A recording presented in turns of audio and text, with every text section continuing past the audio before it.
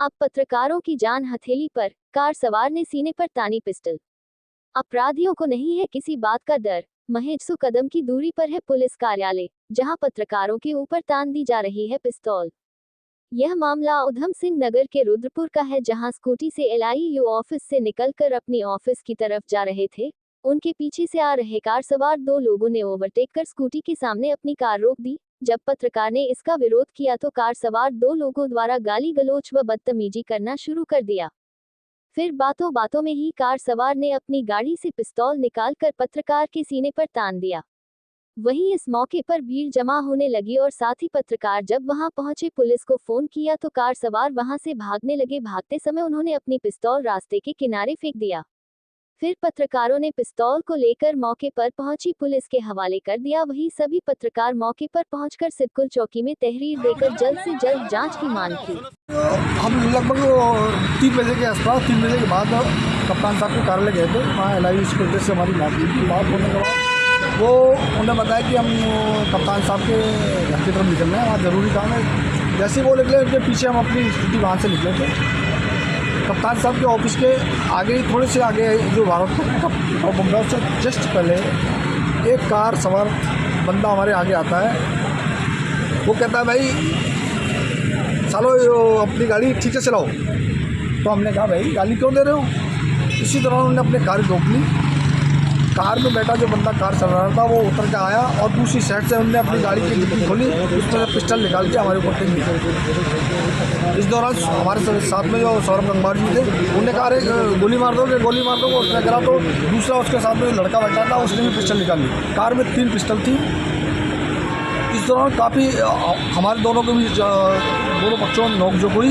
तभी मैंने इसी दौरान गाड़ी का फोटो करने के बाद जो थाना अध्यक्ष पटनगर है मनोहर टूडी, उनके फ़ोन पर फ़ोन करा। जब उन्हें सोचा पुलिस आने वाली है तो वो कार अपनी लेकर भाग गए। इस दौरान सौरभ गंगवार गाड़ी के आ गए, उनने रोकने की कोशिश की लेकर भाग गया।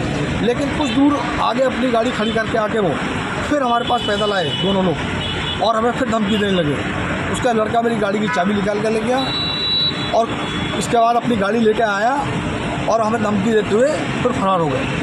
आपने पुलिस से मिली दिया है कि कार्रवाई होगी, हमें पुलिस पर पूरा भरोसा है। लेकिन सबसे बड़ी बात जो है, सबसे गंभीर बात जो है कि जिस तरह से लोग कारों में अपने वाहनों में 2-2, 3-3 पिस्टल लिए घूम रहे हैं। यहाँ जो पेट्रोल पंप है, एक तरफ कप्तान साहब कहते हैं कि पूरा प्रदेश पूरा ज़िला हमने कैमरों से रंग लिया है, कोई सांस भी ले रहा है तो हम उसका बता देंगे वो क्या करने वाला है। लेकिन एक पेट्रोल पंप है जिसमें ऐसे कैमरे 100 पीस लगे हुए हैं। हमारे चौकीदार साहब आए थे, उन्हें देखा तो पता लगा उसमें कुछ दिख ही नहीं रहा है। रोड तक का अंधेरा सा छाया हुआ है, उसमें कुछ दिखाई नहीं दे रहा है। एक कैमरा से खाली चल रहा है एक तरफ का, दूसरी तरफ का चल ही नहीं रहा है। 100 पीस बने हुए हैं। और जबकि ऐसा क्षेत्र या कोर्ट है, DM कार्यालय है, SSP कार्यालय है, CM कार्यालय है, जिला पंचायत है, जिला अस्पताल है, पूरे ज़िले के लोग यहाँ आते हैं। उनके साथ कोई भी घटना हो सकती है, दुर्घटना हो सकती है, कैसे पता चलेगा?